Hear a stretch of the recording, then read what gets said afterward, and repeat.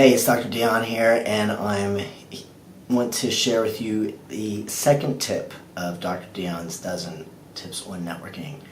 Look, I'm down here in camera. I've just had an amazing day, starting at about 7 o'clock this morning at a networking function, and I ran into people that I hadn't seen for quite some time.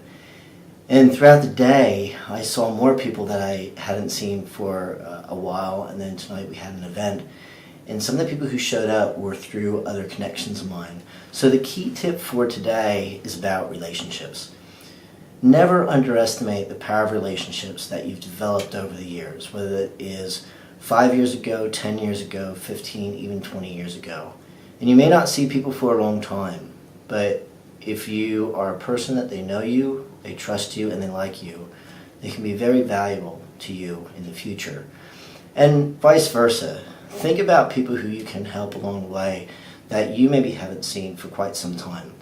Relationships are really hard to come by, and it takes a lot of nurturing and along the way. And you know, this one couple that I saw in the parking lot as a friend of mine and I were leaving, she looked at me and I looked at her, and I had to stop the car and get out and give her a big hug, and her husband.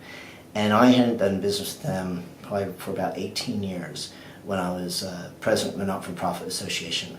And that's the real cool thing, is that when you come across somebody that you did business with, or you had that kind of networking function relationship with, even if there was no business that occurred from it, and you get such joy in seeing them because of the experience that you had with them in that particular situation, that's an awesome relationship. And just like we have in our personal relationships, it's the same thing in business. So the key tip number 2 is relationship.